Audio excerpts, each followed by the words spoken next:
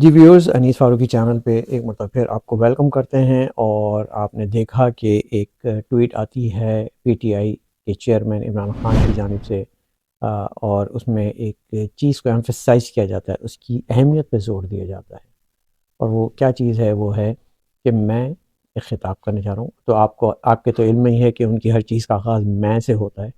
کہ میں ایک خطاب کرنے جا رہا ہوں اور اس خطاب میں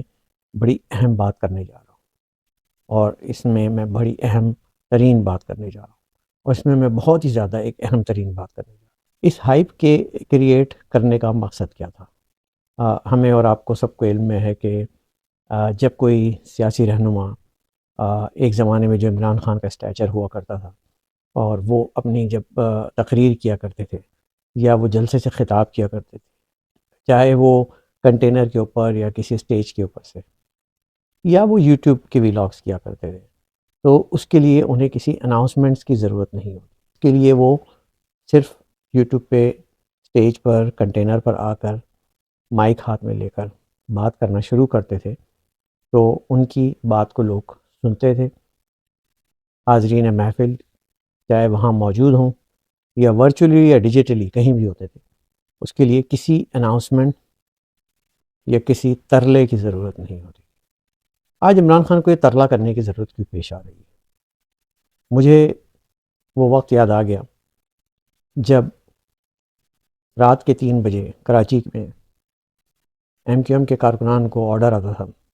کہ جناح گراؤنڈ پہنچیں، قائد تحریک خطاب فرمائیں گے، اور ان کے اس اناؤنسمنٹ پہ سینہ بسینہ یہ وہاں پر منٹوں میں گھنٹوں میں ہزاروں کارکنان جمع ہو جاتے تھے۔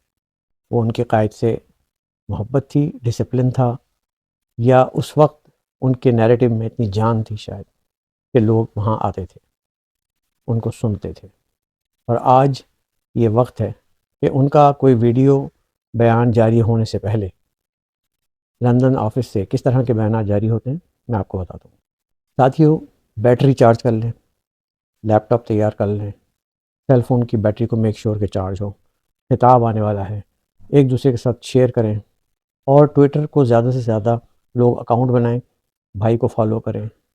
بیسیکلی میں جو آپ کو سمجھانا چاہ رہا ہوں وہ یہی ہے کہ ترلے کرنا پڑ جاتے ہیں، اور یہ ترلے ان رہنماؤں کو کرنے پڑ جاتے ہیں یا ان سابقہ سو کالڈ تحریک کے قائدوں کو کرنے پڑ جاتے ہیں، قائد تحریک کو کرنے پڑ جاتے ہیں، جو ایک زمانے میں خدا بن کے اس زمین پر چلا کرتے تھے۔ اور ایک وقت اللہ میں یہ بھی دکھاتا ہے کہ آپ اس وقت اپنے ہی لوگوں کو ٹویٹر کے ذریعے ترلے کر کے کہہ رہے ہیں کہ آئیے میں ایک خطاب کرنے والا ہوں، سنیے۔ اب میں اس بات پہ جا ہی نہیں رہا کیونکہ بہت سارے لوگ ویلاگ کریں گے کہ انہوں نے اس خطاب میں کیا کہا کیا نہیں کہا۔ زیادہ تر اب ان کے پاس کہنے کو کچھ رہ نہیں گیا ہے۔ وہ زیادہ سے زیادہ یہی الزامات لگا رہے ہیں کہ انٹرنیشنل اسٹیبلشمنٹ توجہ دے، بہت زیادہ انسانی حقوق کی خلاف ورزی ہو رہی ہے، انٹرنیشنل اسٹیبلشمنٹ توجہ دے، الیکشن نہیں ہو رہے ہیں۔ اور بھائی تم الیکشن کروا بھی لوگے، اگر ہو بھی جاتے ہیں، اس میں آپ کا اس وقت اگر دیکھا جائے حلقہ بندیوں کے حوالے سے بھی دیکھا جائے تو یو آر نان ایگزسٹنس، آپ وہاں پہ موجود نہیں ہیں، آپ کے پاس لوگ نہیں ہیں، آپ کے پاس الیکٹیبلز نہیں ہیں، آپ کے پاس آر ٹی ایس نہیں ہے، آپ کے پاس جنرل باجوہ نہیں ہے، آپ کے پاس جنرل فیض نہیں ہے، آپ کے پاس اے آر وائی نہیں ہے، بول نہیں ہے، 92 نیوز نہیں ہے، کچھ نہیں ہے۔ بھائی کیسے جیتو گے؟ الیکشن کروا کے یہ ایک وہ اسکیپ راہ فرار ہے جو آپ اپنے بچے کھچے ہمدردوں کو، آپ بچے کھچے اپنے کارکنان کو دینا چاہ رہے ہیں کہ بس الیکشن ہونے دو۔ اب میں اس بس پہ آپ کو پھر ایک بات بتا دوں، بس ہیلو کی آواز آنے دو، پھر دیکھو کیا ہوتا ہے۔ پانی جو ہے پلوں کے نیچے سے بہت سارا گزر چکا ہے، ایک نسل جو ہے وہ دیکھ رہی ہے سب کچھ کہ یہ کیا ہو رہا ہے، اور اگر میں ایم کیو ایم کی بات کرتا ہوں تو ایک نسل جوان ہو چکی ہے۔ جو تھوڑا بہت فرق ہے وہ یہی ہے، عمران خان زمان پارک میں محدود ہو کر رہ گئے ہیں، اور الطاف حسین لندن میں اپنے گھر میں محدود ہو کر، بلکہ گھر میں بھی کیا بیڈ روم میں، بلکہ بیڈ روم میں بھی کیا بستر پہ، کیونکہ ان کی جو روزمرہ کی معاملات ہیں اس پہ میں ایک الگ ویلاگ کروں گا، اور آپ کو بتاؤں گا کہ جو آپ کے ذہنوں میں ایک تصور ہے، ایک فریزڈ مومنٹ ہے، اور اس فریز مومنٹ کی اصل حقیقت کیا ہے وہ آپ کو بتاؤں گا۔ لیکن ابھی ہم عمران خان پہ اسٹک کرتے ہیں، لیکن میں سے بار بار آپ کو یہ ایک کمپیریٹیو انالیسس اس لیے دے رہا ہوں، ایک اس کی ریزننگ اس لیے کر رہا ہوں کہ عمران خان بھی اسی اسٹیج پر آ چکے ہیں۔ آپ نے دیکھا کہ ایم کیو ایم کے الطاف حسین نے جب مرد آباد کا نعرہ لگایا تھا تو اس پہ اسٹیٹ نے ایک سخت ایکشن لیا تھا. اور ایکشن صرف ایکشن لینا نہیں ہوتا بلکہ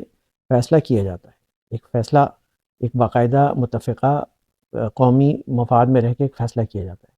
کہ یہ اس طرح کی حرکات سے ملک کمزور ہوتے ہیں. تو الطاف حسین کو انہوں نے بالکل مائنس کر دیا، نکال دیا، اور لوگوں نے اس کو ایکسیپٹ کر لیا. شروع میں تھوڑی بہت مزاحمت ہوئی، شروع کے چند ماہ میں لوگوں کے دل میں امید رہی کہ بھائی واپس آئیں گے، ہیلو ہو جائے گی، اور ہیلو کھلتے ہی تقریباً 5 ارب لوگ جو ہے وہ جنا گراؤنڈ پہنچ جائیں گے. اور آج تک یہی نیریٹو ہر تھوڑے دن کے بعد اس لیے دیا جاتا ہے کہ وہاں پہ جو مالی امداد کی ضرورت ہے اس وقت نظام چلانے کے لیے بھائی کے گھر کا، اس کے لیے پیسے چاہیے ہوتے ہیں، اور وہ پیسے جو ہیں وہ امریکہ کے چند مخیر کارکنان جو ابھی تک ظاہر ہے وہ بزرگ ہو چکے ہیں اور ان کے ذہن میں وہی نعرے اور ترانے گونج رہے ہیں، وہ فریز ہیں اس مومنٹ میں، وہ سمجھتے ہیں کہ یہ پھر دور سے آئے گا. اور کچھ لوگوں کو تو جو نئے نمونے مشروم گروتھ ہوئی ہے اس کو بھائی نے وعدے کیے ہوئے ہیں کہ تم کو سینیٹر، گورنر، یہ سب کچھ بنا دیں گے. یہی صورتحال عمران خان کے ساتھ آج واقع کہ اس وقت ان کے ساتھی ان کو چھوڑ کے جا چکے ہیں. الیکٹیبلز بھی نہیں ہیں، ہمدرد بھی نہیں ہیں، وفادار بھی نہیں. اب اگر ان دونوں چیزوں کو ہم تقابلی جائزہ لیتے ہیں تو ایک چیز سمجھ میں آتی ہے کہ چلیں ریاستی جبر، تشدد، پریشر، دباؤ، دھمکیاں، مجبوریاں رہی ہوں گی، کچھ تو مجبوریاں رہی ہوں گی، اور اس وجہ سے شاید لوگ چھوڑ چھوڑ کے جا رہے ہیں، عارضی طور پہ شاید واپس آ جائیں. لیکن ایک بڑی تعداد، میں آپ کو بتاؤں، دونوں جماعتوں میں سمجھدار، پڑھے لکھے، انٹلیکچوئلز، دانشور طبقہ جو کہ چیزوں کو نہ صرف مانیٹر کرتا ہے بلکہ انالائز بھی کرتا ہے، وہ یہ دیکھ کر فیصلہ کرتا ہے کہ یہ واقعی غلط ہوا ہے،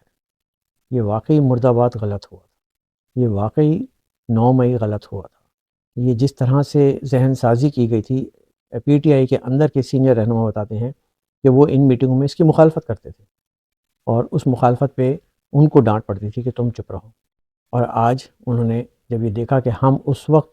تاریخ کے صحیح سمت میں، صحیح دھارے میں چل رہے تھے، صحیح جگہ پہ، فینس پہ کھڑے ہوئے تھے، اس وقت ہمیں ڈانٹ ڈپٹ دیا جاتا تھا، تو آج جب کہ یہ ہو چکا ہے، ہمارے منع کرنے کے باوجود ہو چکا ہے، تو پھر اب ہم تاریخ کی صحیح سمت میں کھڑے رہیں.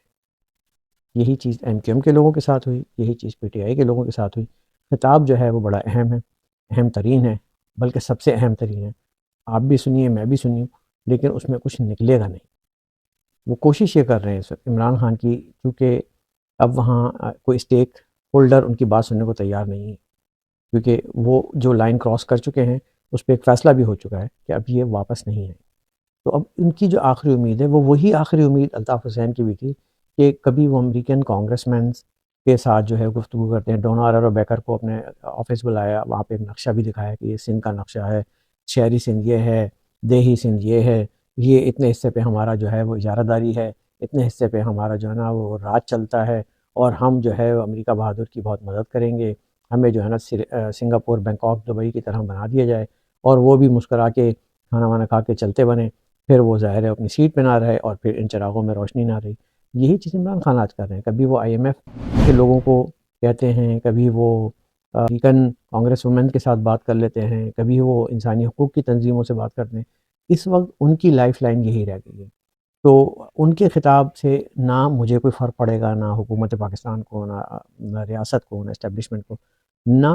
کسی عالمی طاقت کو. یہ بات عمران خان کی سمجھ میں شاید نہ آئے، یا ان کے کارکنان کی سمجھ میں نہ آئے، یا ان کا جو بھی ایک تھنک ٹینک ہے ان کی سمجھ میں نہ آئے کہ انٹرنیشنل پاورز جو ہیں وہ آپ کو ایک کسی حد تک اپوزیشن لیڈر تو ضرور مانتے ہوں گے، جو کہ وہ ہر دنیا کے ہر ملک میں مانتے ہیں، اور وہ ضرور ان سے رابطے میں رہتے ہیں ایک امید کے طور پہ کہ شاید یہ کچھ سدھر جائیں یا کوئی اچھی بات کریں. لیکن وہ کبھی اسٹیٹ کے جو کرنٹ اسٹیٹ ہوتی ہے، جو کرنٹ رولرز ہوتے ہیں، جو حکومت یا سرکار ہوتی ہے، اس کے خلاف نہیں جاتے ہیں، نہ ان پہ وہ کوئی چیز انفورس کر سکتے ہیں. پاکستان، عمران خان صاحب ایک بات یاد رکھیے گا، پاکستان ایک انڈیپینڈنٹ ریاست ہے، ایک ساورن ریاست ہے، خود مختار ریاست ہے، اور اس کو کوئی ڈکٹیٹ نہیں کر سکتا، کوئی کسی کا باپ نہیں کر سکتا. اس کی وجہ یہ ہے کہ ہم ایٹمی نیوکلیر طاقت ہیں، پرامن طریقے سے دنیا میں رہ رہے ہیں، وہ ایگزسٹ کر رہے ہیں، ہمارے بہت سارے پارٹنرز ہیں،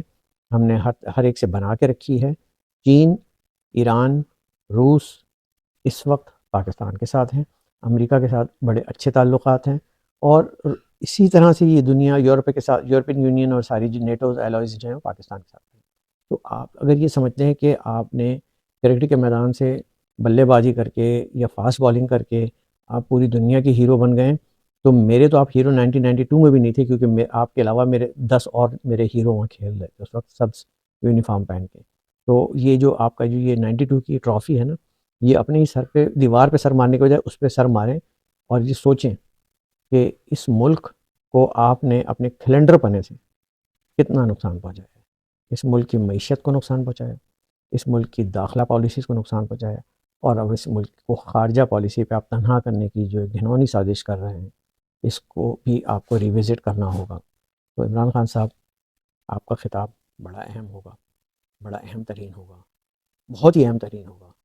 میرے لیے، اور 22 23 25 کروڑ عوام کے لیے وہ زیرو ہے، اور زیرو ہی رہے گا۔